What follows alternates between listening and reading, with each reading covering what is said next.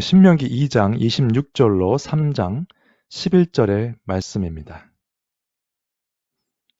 지난주에는 하나님의 계획이라는 주제를 가지고 하나님께서 계획하신 것은 우리 믿는 자들 뿐만 아니라 믿지 않는 자들에게도 이 세상 모든 사람들에게 하나님의 계획이 있다는 것을 말씀을 나눴습니다. 가끔 우리는 우리 믿는 사람들에게만 하나님의 역사하시는 줄 알고 오해하시는 경우가 있습니다만 하나님께서는 이 만물의 주관자이시기 때문에 이 세상 어떤 일도 하나님의 허락하심이 없이는 일어날 수 없다는 것. 그러므로 우리 삶에는 우연이라는 것은 없다는 것을 말씀을 나눴었습니다. 오늘 본문은 하나님의 택함 받은 백성이라는 주제를 가지고 말씀을 상고해 보도록 하겠습니다.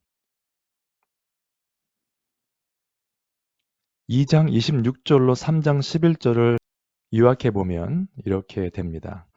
이스라엘의 첫 승리와 땅의 정복이 시작됩니다. 33절로부터. 그런데 37절에 또 하나님께서 허락하시지 않은 부분이 나와요. 지난주에도 저희가 기도 말씀을 드렸습니다만 하나님께서 허락하신 것과 허락하지 않으신 것을 구별하는 것은 우리 신앙생활 전반에 걸쳐서 특별히 기도 생활에 상당히 큰 영향을 미칩니다. 우리가 때를 쓰는 것이 기도가 아니라는 것을 말씀드렸었죠. 그리고 3장에 보시면 계속된 정복. 지금 정복하는 이것은 약속의 땅은 아닙니다. 지나가는 과정 가운데 하나님께서 또 허락하신 땅들이 있었습니다. 구약의 개념이 땅에 관한 내용들이 많고요. 특별히 오늘 본문도 땅에 관한 내용이기 때문에 일단 땅 얘기를 합니다. 우리 하나님 여호와께서 그를 우리에게 넘기심에 우리가 그와 그의 아들들과 그의 모든 백성을 쳤고 그때 우리가 그의 모든 성읍을 점령하고 하나님께서 넘기셔서 다 점령했다는 내용이죠.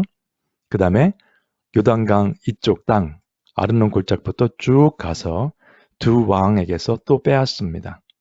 그래서 여러 가지 땅을 빼앗고 바산의 성읍 살르가와 에르데이까지이니라라고 나옵니다.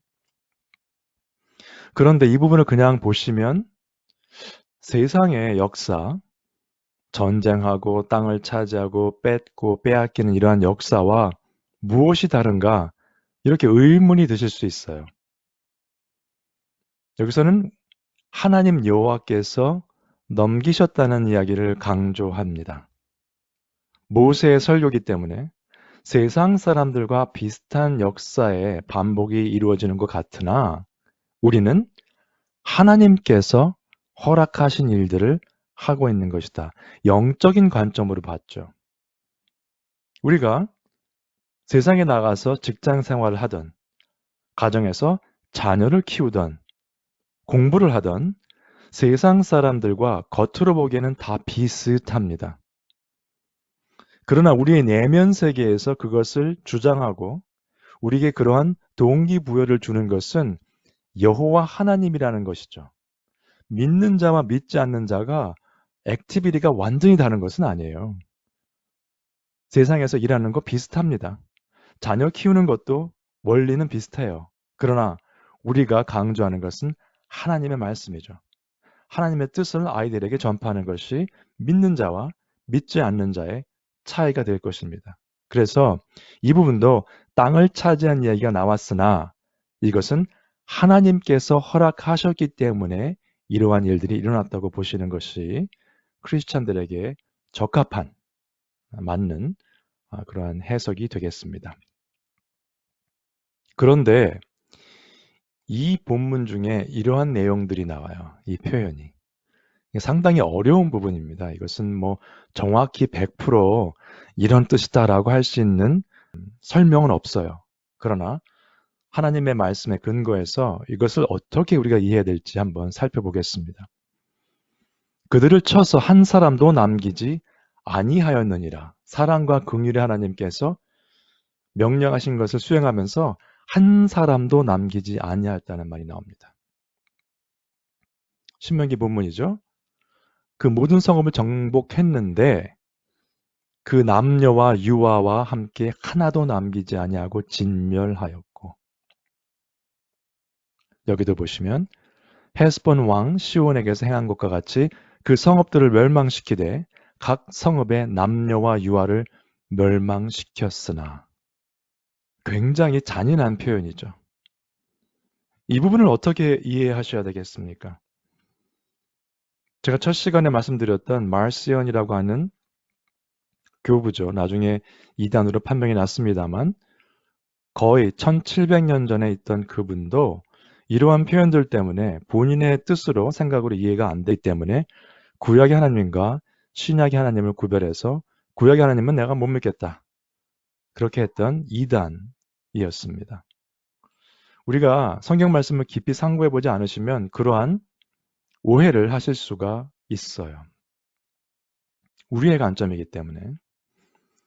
그럼 그 설명을 좀 드리기 위해서 그 전에 했던 본문을 좀 보겠습니다. 택함받지 못한 자들에 대한 내용이죠. 결국 하나님을 거부하고 또 모세와 아론을 거부했던 그 이스라엘 백성들은 38년이라는 기간 동안 광야에서 다 멸망합니다. 다 멸망되었느니라. 그 세대가 다 지나가고 그 세대에서는 갈렙과 여호수아만 살아남아서 그 다음 세대를 이끌고 약속의 땅으로 가게 됩니다. 여러분, 이 부분은 이방인들이 아니었어요. 이 사람들은 이스라엘 민족이었잖아요. 택함을 받았다고 생각됐던 사람들인데도 불순종하고 죄를 지었을 때 하나님께서 벌을 주셨습니다. 그러면 죄와 심판에 관한 내용을 좀 살펴볼 필요가 있죠. 로마서에 나온 부분이지만 이것은 결국 창세기에 나오는 아담의 이야기죠. 한 사람으로 말미암아 죄가 세상에 들어오고 그 죄로 말미암아 사망이 들어왔나니, 결국 그 죄 때문에 일어난 일들은 우리는 다 사망에 이르게 되어 있는 것이죠. 모든 사람이 죄를 지었으므로 아담의 죄 때문에 그 다음 후손들은 누가 되었든지 간에 다 죄인이고 다 사망에 이르게 된다는 이야기입니다. 창세기로 돌아가시면 3장에 이렇게 말씀하시죠. 하나님께서 내가 흙으로 돌아갈 때까지 얼굴에 땀을 흘려야 먹을 것을 먹으리니, 이라는 것이 하나님의 저주가 아니고요. 땀을 흘린다는 그 표현이 이제 애드가 된 거죠. 더 힘들게 된 거죠. 일하는 것이. 원래 일은 축복이었는데. 네가 그것에서 취함을 입었습니다. 땅을 얘기하는 겁니다. 너는 흙이니 흙으로 돌아갈 것이니라 하시니라. 정령 죽으리라. 창세기 2장에 말씀하셨던 그 부분을 다시 한번 설명하시는 겁니다. 이제 너는 죽을 것이다. 그래서 히브리서 이렇게 나옵니다. 한 번 죽는 것은 사람에게 정해진 것이요 그 후에는 심판이 있으리니. 그러면 이걸 종합해서 보시면 이렇습니다. 전 인류는 아담 이후의 세대는 무엇을 하든지 다 그 죄 때문에 사망에 이를 것이고 그 사망 후에는 심판을 받을 대상들이다라는 것입니다. 에베소 보시면 우리는 이미 영적으로 죽었어요. 하나님과의 교제권이 끊어져 버렸습니다. 진멸의 대상입니다. 우리 모두가. 그런 면에서 볼 때 하나님께서는 불순종하고 죄했을 때 심판을 주시는 것에 이스라엘 민족과 이방인의 구별이 없었습니다. 이방인들은 어떤 사람들입니까? 지금 가나안 땅에 있는 사람들과 이집트에 있던 사람들, 애굽에 있던 사람들 모두 포함해서 그들이 행했던 것은 타락한 죄된 일들이었습니다. 그 중에 한 사람도 하나님께서 용서하고 구해주실 필요가 없는 사람들이었다고 보시면 돼요. 그때 상태에서 볼 때. 그런데 요즘 저희가 많이 듣는 이야기는 이런 이야기죠. 하나님은 사랑이시기 때문에 모든 죄를 용서하시고 벌을 주시지 않으시고 모든 사람을 사랑하시고 구원하신다라는 이야기입니다. 그렇게 얘기를 하게 되면 믿는 자, 믿지 않는 자 관계없이 다 구원하신다. 용서하시고 벌을 주지 않으시고 구원해 주신다는 이야기입니다. 개별적으로 보면 맞아요. 어떤 죄를 지었더라도 하나님께서 용서해 주십니다. 그래서 예수님께서 우리 대신 십자가에서 저희의 죄를 대신해서 돌아가셨기 때문에 그 죄값이 치루어졌죠. 근데 이것을 그렇게 개별적으로 보시게 되면 어디까지 가냐면 지금 제가 결론 말씀드렸잖아요. 여기 믿는 자 믿지 않는 자 관계없이 다 모든 사람이기 때문에. 그럼 어디까지 갈까요? 이걸 쭉 발전시키면 지금 시간이 없어서 제가 쭉 이 과정을 설명을 드릴 수는 없지만은 이 논리에 근거해서 믿는 자 믿지 않는 자 관계없이 무엇을 해도 상관없으니까 모든 죄를 용서하시니까 다 구원하신다 용서하신다로 가면 쭉 끝까지 가시면 어디까지 가냐면 이것은 아무도 믿을 필요가 없다. 하나님을 믿을 필요가 없게 됩니다. 왜요? 하나님을 안 믿어도 사랑이신 하나님이 어떻게 벌을 주실 것이냐? 다 구원받는다. 영어로 universalism이죠. 만인 구원론이죠. 그러면 종교도 상관없어요. 굳이 기독교를 안 믿어도 된다. 하나님을 믿지 않고 예수님을 믿지 않아도 어떤 종교를 믿어도 하나님은 사랑이시니까 용서하실 것이다. 이게 끝까지 가면 그렇게 갑니다. 그러면 종교도 필요 없고 하나님 믿을 필요도 없고 아무것도 필요 없어요. 그냥 내 삶만 즐기면 돼요. 나는 구원받았으니까. 그러면 무신론자도 구원받습니다.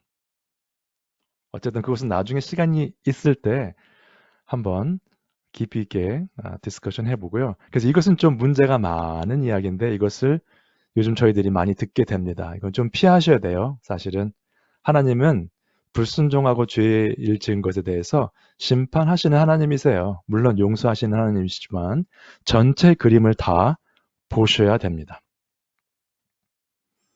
그래서 아까 말씀드렸던 조금 잘못된 생각을 하게 되는 이유 중에 하나가 하나님을 이렇게 이해했기 때문에 그렇습니다. 하나님은 사랑이시다. 많이 들으니까 한 80% 드리죠. 그렇게 생각합시다. 라고 이제 말들을 합니다. 거룩하시다. 뭐 말씀에 나왔으니까 거룩하신 한 5% 드리고 그다음에 의로우시니까 한 15% 드려서 100%다. 하나님 100% 중에서 80%는 사랑이시고 대부분이 나머지는 다른 이런 것들이 있다. 그러므로 사랑을 강조하면은 당연히 용서하셔야 된다라고 설명하는 경우가 종종 있어요. 물론 완벽한 설명은 아닙니다만 이것은 성립이 되질 않고요. 하나님을 나누는 거기 때문에. 하나님은 사랑이시고 거룩하시고 의로우시고 그 외에 많은 전지전능하시고 여러 가지 하나님의 속성이 있습니다. 그것은 이렇게 이해를 하셔야 돼요. 하나님은 사랑이시다. 100%. 하나님은 100% 거룩하신 분이고 하나님은 온전히 100% 의로우신 분이고 이렇게 일을 하셔야 됩니다. 어떻게 나눌 수 있는 게 아니에요. 퍼센티지를 줘서 나눌 수 있는 부분은 아닙니다. 이것도 완벽한 설명은 아니나 하나님을 나누는 것은 큰 오류이기 때문에 이렇게 보시는 것이 훨씬 더 성경적으로 근접한 생각이라고 사료됩니다. 네, 여러분 이렇게 보시고요. 그러면 구원받는다는 것에 대해서 좀 말씀을 나눠야 돼요. 아니 그러면 다 죄를 지었으니 다 정죄를 받아야 되고 심판받아야 되는데 어떻게 되는 것이냐? 제가 잘 아시는 로마서죠. 주로 말씀하실 때 입으로 시인하여 구원에 이른다 이렇게 말씀하시는 분들이 많고 특히 이 부분을 많이 강조하죠. 누구든지 주의 이름을 부르는 자는 구원을 받으리라. 그래서 14절에 보시면 이렇습니다. 그런즉 그들이 믿지 아니하는 일을 어찌 부르리요? 오케이 이렇게 하면 되는데 주의 이름을 부르면 되는데 믿지 아니하는 일을 어떻게 부를 것이냐? 근데 듣지도 못한 일을 어떻게 믿을 것이냐? 그러면 전파하는 자가 없이 어떻게 들을 것이냐? 그러니까 여기서부터 보셔야 돼요. 전파하는 자가 있어야 될 것이고 듣게 될 것이고 믿음에 이르게 되고 그러면 하나님의 이름을 부르게 되는 것이죠. 이것을 한번 보겠습니다. 이것을 강조하기 전에 순서를 보시면 이렇습니다. 정리해드리면 전파하는 자가 있어야 되겠습니다. 먼저. 하나님께서 보내신 사람을 말하는 거예요. 아무나 말씀 붙잡고 이야기하는 사람들이 아니고 저희가 예레미야라든가 에스겔서에 많이 보시죠? 그 선지자들의 말을 듣지 말라. 나는 그들을 보낸 적이 없다. 그들은 그들의 꿈 이야기를 한다. 너는 내가 전한 말씀만 전해라. 뭐 구약이나 신약이나 지금이나 다를 게 없습니다. 강단에 서서 말씀을 전파한다고 해서 다 하나님이 보내신 사람은 아니라는 것이죠. 결국 하나님께서 보낸 사람이 그 말씀을 전하는 사람들이 전파하는 자가 될 것이고요. 여기서. 그 다음에 듣고 믿는 자들이 있습니다. 구약시대, 신약시대, 지금도 마찬가지고 듣는 자들이 다 믿진 않아요. 이스라엘 민족도 구세대는 그 말씀을 거부했다가 다 광야에서 세상을 떠났습니다. 약속의 땅에 가는 그 복을 누리지 못했죠. 듣는 자들 가운데 믿는 자들이 있어요. 그 다음에 그 믿는 자들이 주의 이름을 부르게 됩니다. 근데 지금도 이것을 얼핏 잘못 오해하시면 내가 결심한 것으로 생각하시는 경우가 있고요. 설명을 안 해드리면 그냥 예수님 영접하십시오. 그러면 본인의 결정인 것처럼 자꾸 그게 부각됩니다. 이것을 믿게 되는 과정은 우리가 다른 단어로 설명하면 어떻게 되죠? 거듭남이죠. 거듭남. 다시 태어나는 일입니다. 니고데모가 요한복음 3장에서 예수님께 어떻게 어머니 뱃속에 다시 들어갑니까? 라는 그 질문했던 것처럼 다시 태어난다. 다시 태어나는 비유를 쓰잖아요. 새롭게 태어난 거죠. 새로운 피조물이 되는 그 탄생, 새로운 탄생이죠. 이것을 오늘 어머니날이기 때문에 한번 부모님과 자녀의 관계로 놓고 생각을 해보겠습니다. 만약에 여러분의 자녀들이 여러분께 찾아와서 엄마 아빠 내가 엄마 아빠를 선택해서 이 땅에 태어났습니다 라고 얘기를 한다면 어떻게 생각하시겠어요? 어떻게 반응하시겠어요? 좀 우스운 이야기죠. 어린애들이 이렇게 말을 할 수가 있겠죠. 내가 엄마 아빠를 선택해서 이 땅에 태어났다. 전혀 그게 아니거든요. 하나님께서 부모님을 통해서 그 자녀가 이 땅에 있을 수 있도록 허락하신 거잖아요. 순서가. 하나님, 부모님, 그 다음에 자녀가 생긴 건데 자녀가 자기가 선택하고 한다는 것은 말이 되질 않죠. 우리 영적인 거듭남도 내가 결심했습니다라고 말하는 것은 이 똑같은 원리입니다. 자녀가 내가 부모를 결정했고 내가 하나님을 믿기로 작정했습니다. 똑같은 이야기입니다. 그러므로 우리의 구원은 이렇게 보셔야 됩니다. 영어 성경에는 이제 죄의 삭은 사망이요라고 되어 있고요. 여기서 wage라는 표현을 썼습니다. 삭이라는 그 표현을. 그다음에 하나님의 은사는 은사 보통 하시면 그 성령의 은사 생각하시죠? 그 은사 같은 뜻의 어원에 있는 단어입니다. free gift예요. spiritual gift가 성령의 은사고요. 여기서 말하는 하나님의 은사는 free gift. 그냥 주시는 선물. 그럼 어떻게 보죠? 죄의 삭은 사망이에요. 우리가 죄 지은 것 때문에 사망을 얻은 거죠. 죄의 대가로 사망을 얻은 것이에요. 우리가 일을 한 대가로 월급 받는 거랑 같은 원리죠. wage. 누구 잘못이죠? 우리 잘못이죠. 하나님의 은사는 그리스도 예수 우리 주 안에 있는 영생이다. 우리의 영생은요. 하나님의 free gift예요. 우리가 뭘 해서 얻은 게 아니고 하나님이 그냥 주신 겁니다. 영생은 그런 것입니다. 거듭남은 그러한 것입니다. 그래서 우리는 내가 무엇을 했다라고 말할 수 있는 위치가 아닌 것입니다. 하나님의 말씀은 다 이루어진다고 나와 있죠. 예수님의 말씀입니다. 1.1획도 결코 없어지지 아니하고 다 이루리라. 그런데 스가랴서에 보시면 이렇게 나옵니다. 뭐 성경 곳곳에 나오는 부분이기 때문에 전체를 놓고 보셔야 되니까. 만군의 여호와께서 이처럼 이르시되 너희는 내게로 돌아오라. 만군의 여호와의 말이니라. 그리하면 내가 너희에게로 돌아가리라. 만군의 여호와의 말이니라. 만약에 스가랴서 1장 3절만 놓고 보시면 내가 어떻게 하면 하나님께서 돌아오실 것이다 라는 뜻으로 볼 수 있겠습니다만 우리가 돌아온다는 것에 대한 책임을 말씀하시는 거예요. 하나님의 말씀을 들었을 때, 하나님의 말씀을 전파하는 자가 그 말씀을 뿌렸을 때, 듣는 자들이 그 마음밭에 그 말씀을 받아들이고 성령님께서 그 말씀으로 역사하셔서 영생의 반열에 올라가는 것이냐? 이 부분에 우리의 책임이 있다는 거죠. 하나님이 전적으로 하시는 거지만. 그래서 하나님의 뜻과 전적인 은혜로 구원받는 것인데 우리의 책임이 있다는 것을 성경에서는 동시에 말하고 있어요. 그러면 이것을 어떻게 해결할 것이냐? 반대되는 개념인 것 같은데 이걸 100% 설명할 수 있는 사람은 없습니다. 존 캘빈, 어거스틴이죠. 그 전에는 모든 훌륭한 신학자들이 열심히 연구를 해서 설명을 하려고 했지만 이것을 100% 정확하게 하나님의 뜻과 우리의 책임이 어떻게 되는지를 설명한 사람은 없어요.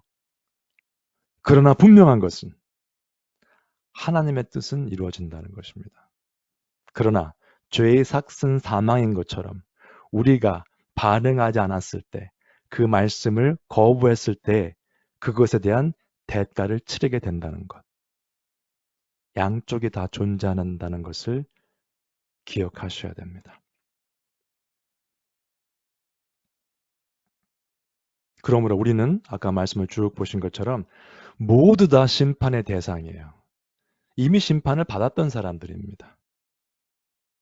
창세기에 나오는 것처럼 다 지면에서 쓸어버리되 하나님께서 심판하시는 거죠. 죄가 가득 차 있었기 때문에. 죄가 관영했던 그러한 시대에 하나님께서는 벌을 주시는 것입니다. 그런데 노아는 여호와께 은혜를 입었더라.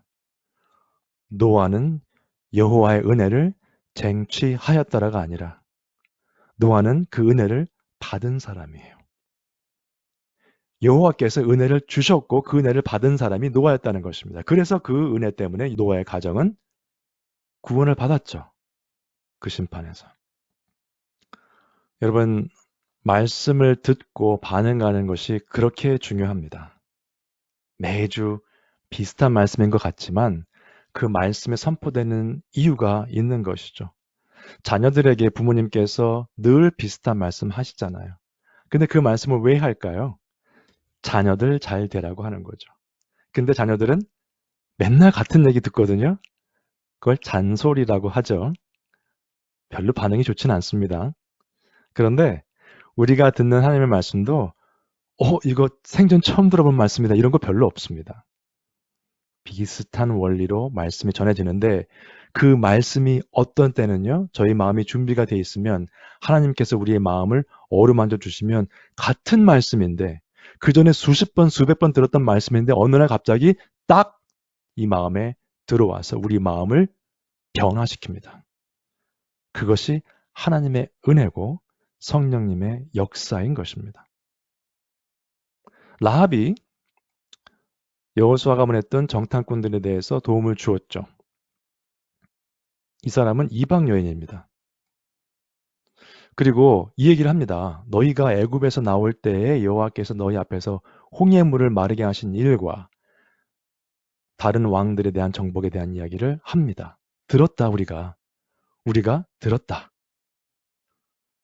오늘 본문에서 보시면 그 왕들을 치고 진멸시킨 것 보면은 와 이거는 뭐 그냥 지나가면서 다 그냥 멸망을 시켰구나 보실 수 있는데 라합의 예를 한번 보시면서 조금 더 깊이 있게 생각해 보실 필요가 있어요. 애굽의 사건 얘기하는 것은 지금 라합과 정탐꾼들이 만났을 때와 비교해 보면 언제적 얘기입니까? 40년 전 이야기예요. 지금 광야 생활 끝나고 이제는 우리의 약속의 땅으로 들어가는 장면이잖아요. 40년 전 이야기를 들었습니다. 그러면 라합만 들은 게 아니라 우리가 들었다 표현을 보면 그 지역 사람들이 다 들은 거예요. 40년 동안. 40년 전에 이 이스라엘 백성들이 나왔는데 하나님께서 이렇게 했다고 하더라. 마음이 녹더라. 이런 표현들이 있잖아요, 지금. 근데 라합은 그 말을 믿었던 거예요. 라합은 하나님을 본 적도 없고 이스라엘 민족과 접촉한 적도 없는 사람이었죠. 근데 그 말씀을 듣고 정말 그 하나님이 살아계신 하나님이구나. 믿어야 되겠다. 그럼 뭡니까? 지금 오늘 본문에서 멸망당했던 왕들도 라합과 같이 40년이란 기회가 있었습니다. 그들은 그 말씀을 순종했다 혹은 믿었다고 볼 수 없겠죠. 그렇게 본다면 아까 하나님의 섭리와 또 우리의 책임에 대한 말씀을 나눴습니다만 하나님의 생각과 우리의 생각은 같을 수 없고요. 우리가 그 하나님의 깊고 높은 뜻을 감히 이해할 수가 없습니다. 많은 경우에. 사실 저희가 삶을 살다 보면 아무리 친한 친구라도 부부 사이라도 상대방의 생각을 100% 이해할 수는 없어요. 가끔씩 이해할 수 없는 말을 들을 수도 있고 행동하는 것을 보게 됩니다. 그렇죠? 근데 누가 내가 하나님의 생각, 내가 말씀을 좀 연구했다고 해서 하나님의 생각과 계획을 다 이해한다고 할 수 있겠습니까? 하나님의 생각이 너무 크고 높기 때문에 우리가 이해할 수 없기 때문에 거기에서 하나님께서는 우리의 연약함을 또 드러내시는 겁니다. 우리가 아무리 세상적으로 똑똑하고 공부를 많이 한 것 같아도 하나님 앞에 서면 누가 고개를 들 수 있겠습니까? 어떤 면에서는 그래서 더욱더 exciting한 거죠. 말씀을 대하는 것이. 기쁨이 있고 감사함이 넘치고 나 같은 사람을 하나님께서 쓰셔서 말씀을 볼 수 있는 기회를 주시는구나. 나를 선택하셨구나. 감사하구나. 이 마음이 들게 되어 있습니다. 하나님과 우리의 차이만 묵상해도 그러한 감사와 기도가 나오게 되어 있습니다. 그러면 라합의 얘기를 지금 했기 때문에 한번 보죠.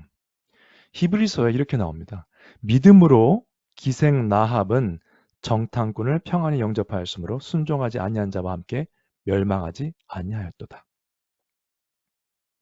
다른 순종하지 아니한 자들, 여리고성을 포함해서 그 모든 멸망당한 사람들과 함께 멸망당하지 아니하고 믿음으로 기생 라합은 구원을 받은 것이에요.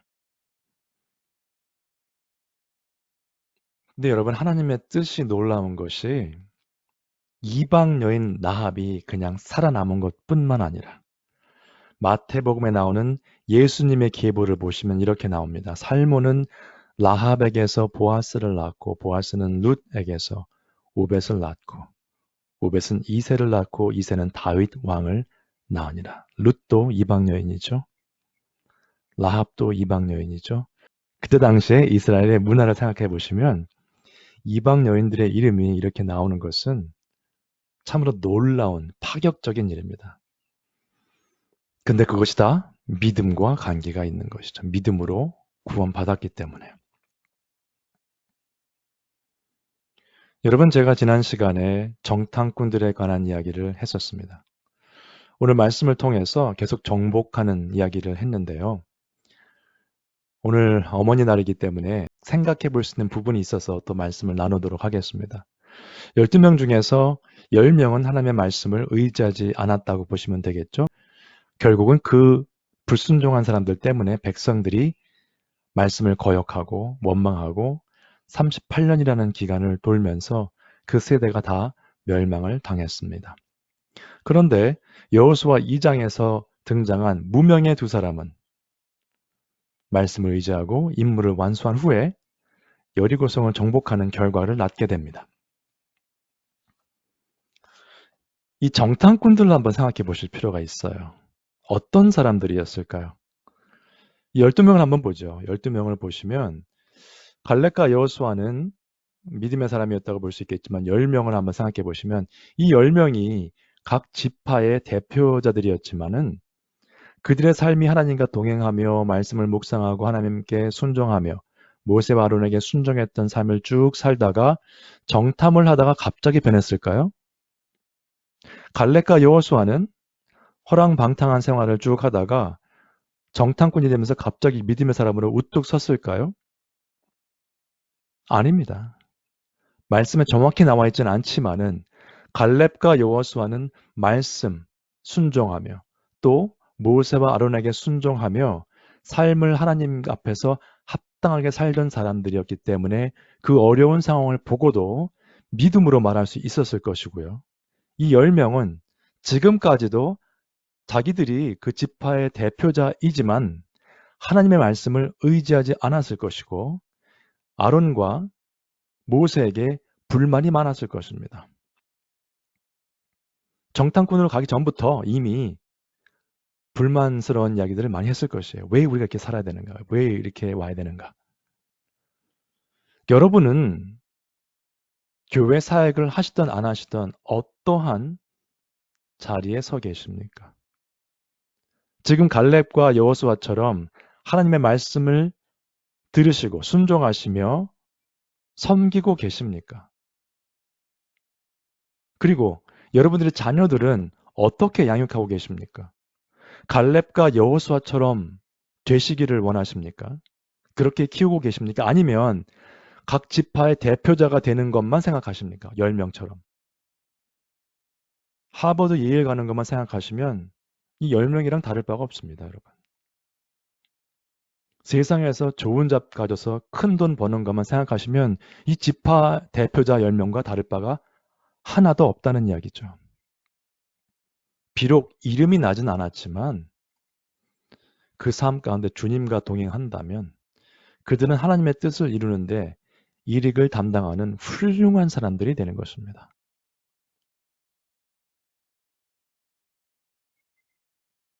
그래서 이것은 이 일과 그때 당시 일과 하나님의 일은 연결이 됩니다.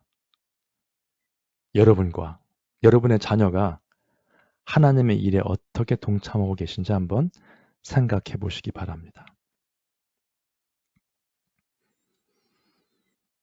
어머니 날이기 때문에 어머니의 사랑, 부모님의 사랑 다 해당이 되겠습니다만 어머니의 사랑을 한번 생각해 보겠습니다. 그런 면에서.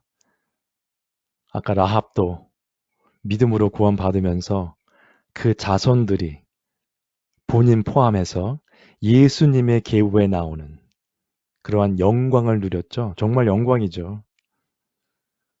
어머니의 역할이 그렇게 중요한 건데요. 어머니의 사랑을 한번 보면 일반적으로 세상에서도 말하는 것은 정말 어머니들은 자녀 사랑이 특별합니다.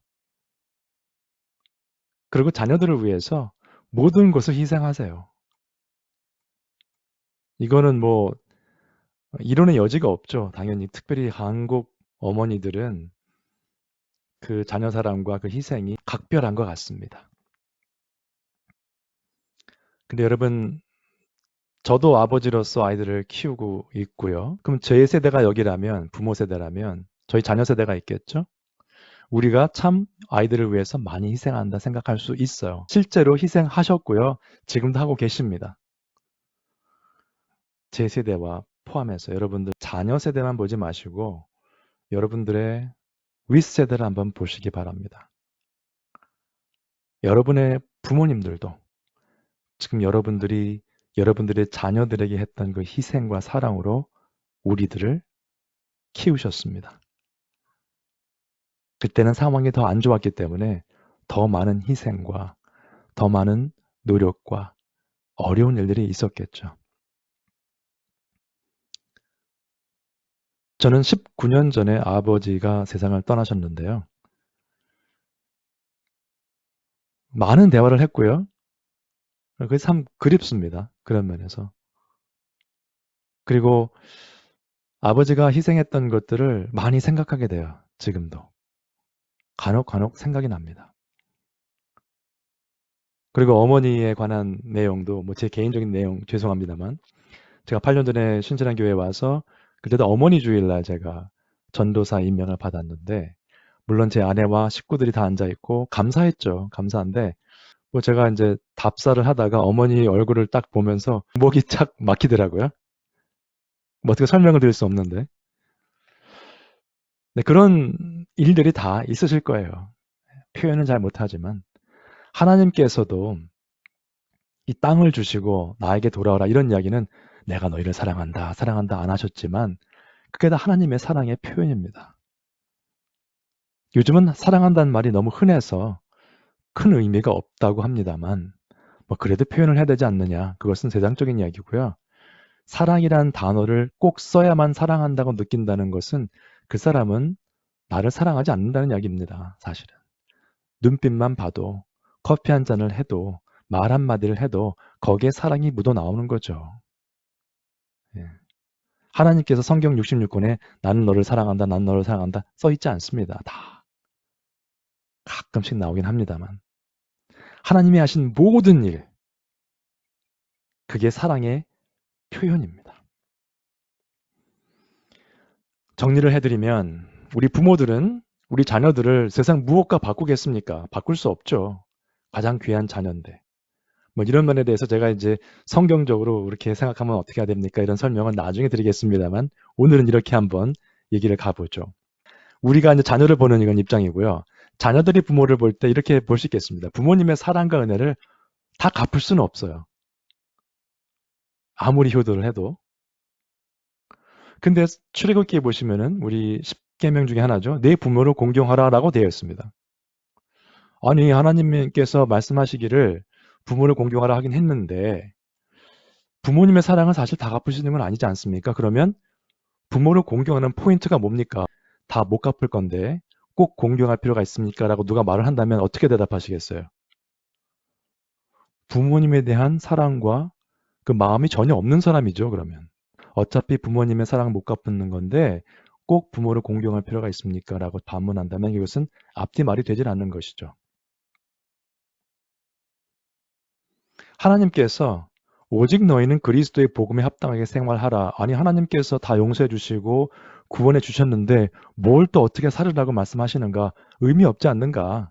내가 무엇을 해도 어떻게 충성을 해도 하나님 앞에서 떳떳할 것도 없고 내세울 것도 없는데 뭐하러 합당하게 사는가라고 누가 말을 한다면 이분은 하나님의 사랑을 모르는 분입니다. 부모와 자녀 관계를 보시면 부모님의 은혜 때문에 당연히 자연스럽게 나와야 되는 것이 부모를 공경하는 것이죠.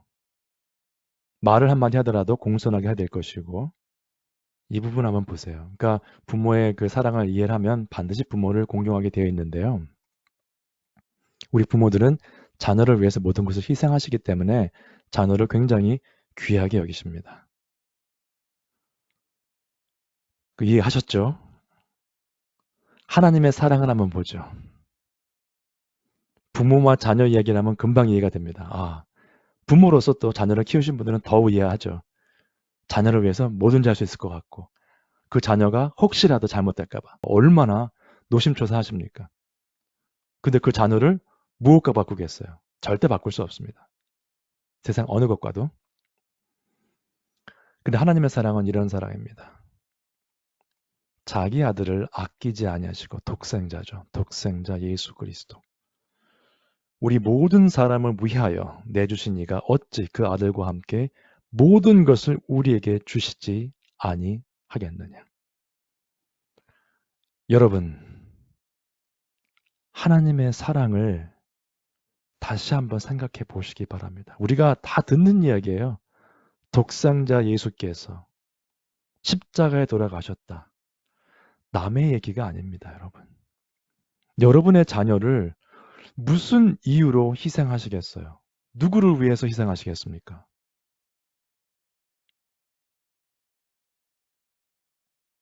우리 가운데 내 자녀를 어떤 이유로 내놓겠다, 그의 생명을 내놓겠다 하실 분이 있으십니까, 혹시?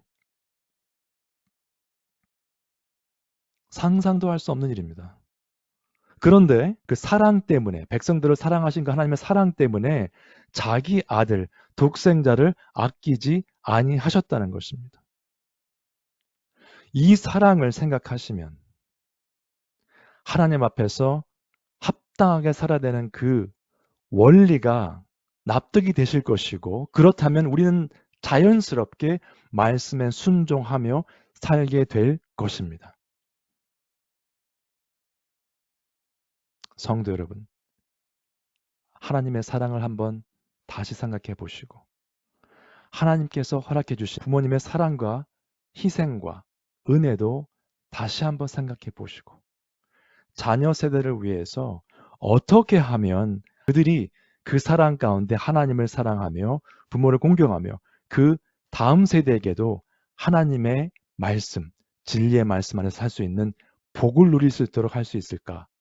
그것을 고민하셔서 우리 삶 가운데 적용하셔서 하나님께서 주시는 사랑과 은혜가 충만한 우리 모두가 되실 수 있기를 주님의 이름으로 축원드립니다.